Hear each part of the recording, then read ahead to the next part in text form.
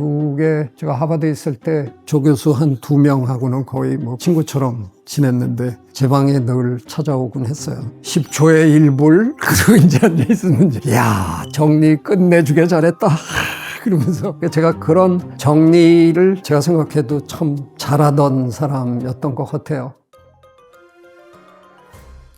구독자한테서 질문이 왔는데 그 최일천의 공부 책에 교수님 책에 이렇게 필기하시는 거? 요 내용에 대한 질문이 있었거든요. 예전에는 저도 많이 줄도 긋고 그랬는데 어느 순간부터 저는 그런 표시를 안 합니다. 그럼에도 불구하고 기억을 해야 되는 것들은 정리를 좀 해놔야 되잖아요. 책에다가 써놓고 놔두면 도움이 사실 별로 안 되더군요. 책에다가 적어놓는 거로 끝나면 이어지지가 않더라고요. 그래서 어느 순간에 책은 깨끗하게 보존하고 그냥 제가 다른 곳에 이제 적는 걸로 한 거죠. 파주의 제 최재천의 자율금일방에 오시면 제가 예전에 이렇게 끄적거렸던 메모지들이 몇 개 이렇게 전시가 돼 있을 겁니다. 제가 봐도 저는 조금 독특하게 메모를 했던 것 같아요. 누구에게나 자기 나름의 메모 방식이라는 게 있는 거잖아요. 어떤 분은 깨알같이 내용을 그대로 베껴 쓰는 분이 있는가 하면 뭐 어떤 분은 메모 자체를 안 하는 분도 계시고 그냥 머릿속에 담아두기를 좋아하는 분도 계신데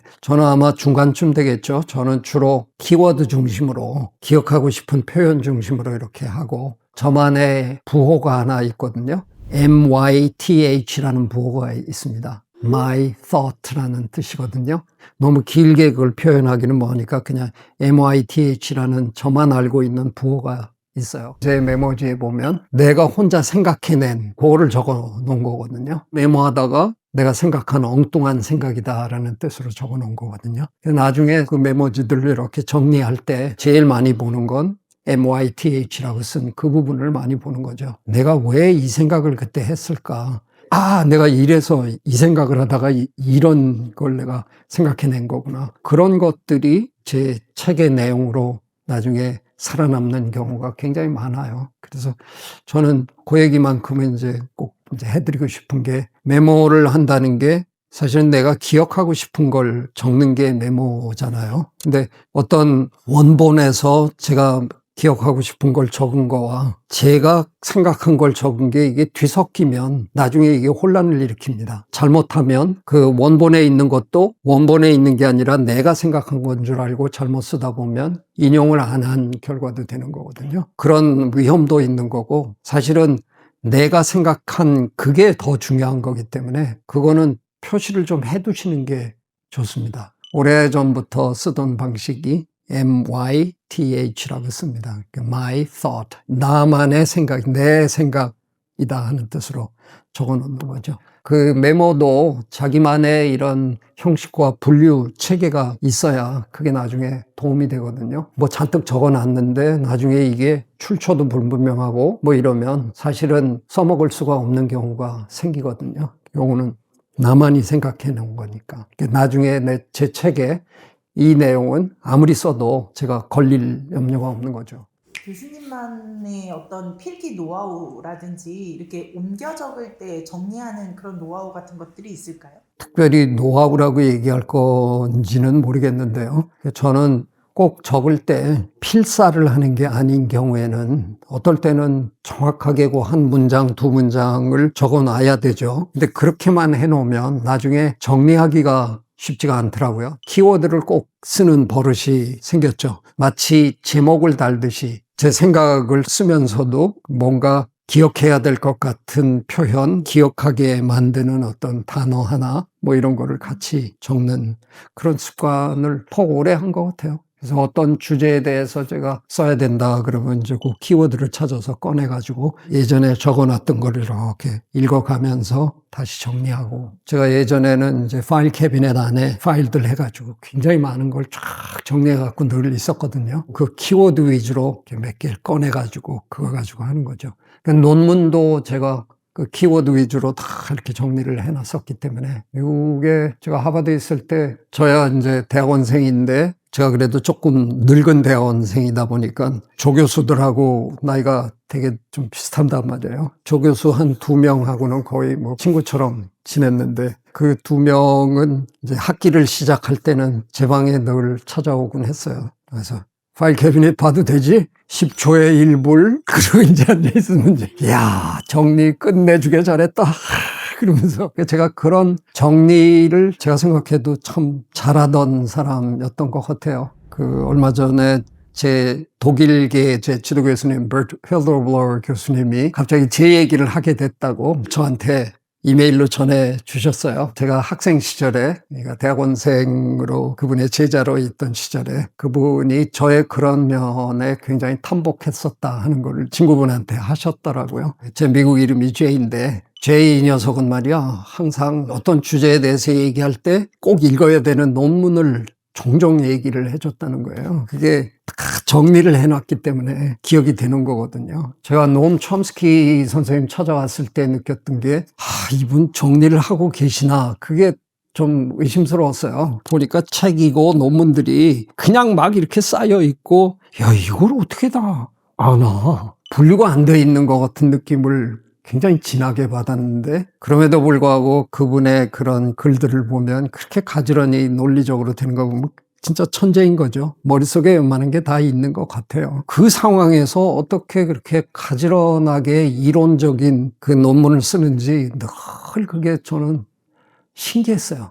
오히려 실험을 이렇게 하시는 분들 그런 교수들의 방에 가보면 정리가 딱 돼 있어요.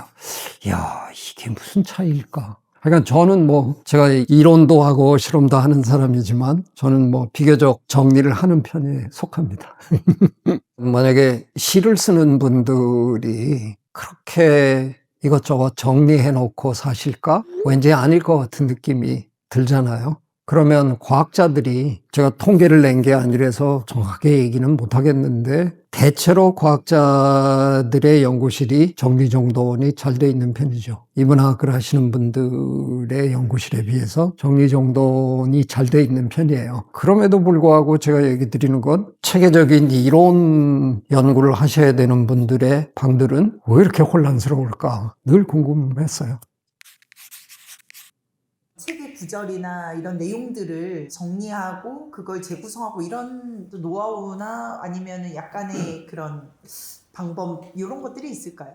흔히 하는 습관이 줄을 긋는다든가 접어놓는다든가 아마 그런 거겠죠. 근데 어느 순간부터 저는 제 책이 저만의 책이 아니라는 생각을 하게 되면서 후학들이나 다른 분들도 책이 필요할 때 제 서재에 와서 책을 읽어야 된다고 생각해서 책을 이제 곱게 간직하리라는 생각을 하면서부터는 줄 긋는 거나 이런 걸 덜 하게 됐는데 그럼에도 불구하고 그런 표시는 남겨야 되니까 포스트잇이라든가 이런 표시하는 걸 이제 붙여놨다가 어떤 정보를 찾아야 된다 그러면 이제 그 부분을 펴고 제가 어디 있는지는 대충 아니까 그 부분을 이제 읽고 빠져나오는 거죠. 그래서 그걸 제가 이제 공격적 책 읽기라고 이제 표현을 했는데 외국 책들, 서양 책들은 거의 어김없이 색인이 있거든요. 근데 우리나라는 색인이 있는 책이 많잖아요. 그래서 저는 몇 번은 그래도 출판사에다가 제가 좀 해주면 좋겠다. 그래서 그걸 요청을 해서 제 책의 뒤에 색인이 있는 건데 그 색인이 바로 그거거든요.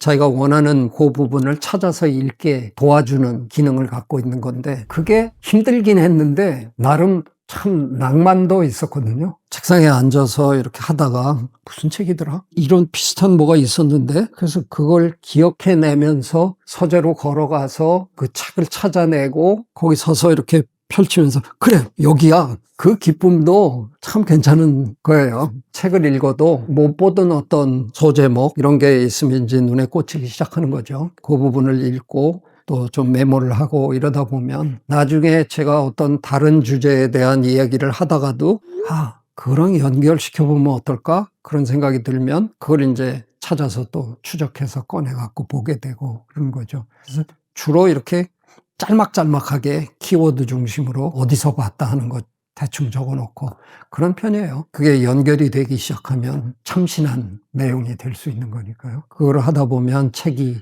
하나 탄생을 하는 거고 논문이 나오는 거고 이러니까 뭔가 생각이 나면 그걸 찾아가지고 이제 연결을 해서 그런 부류의 것들을 꺼내놓고 엮는 작업을 하는 거죠. 네, 여러분도 그냥 아무 생각 없이 책을 읽는 것보다는 책을 읽으면서 내 머릿속에 떠오르는 그런 것들을 정리해 놓는 게 그게 결과적으로는 제일 도움이 되는 메모인 것 같습니다. 예쁜 메모장들도 많이 있으니까 메모하는 습관을 잘 기르시면 여러 가지로 도움이 될 거라고 생각합니다. 네, 고맙습니다. 구독, 좋아요, I love you.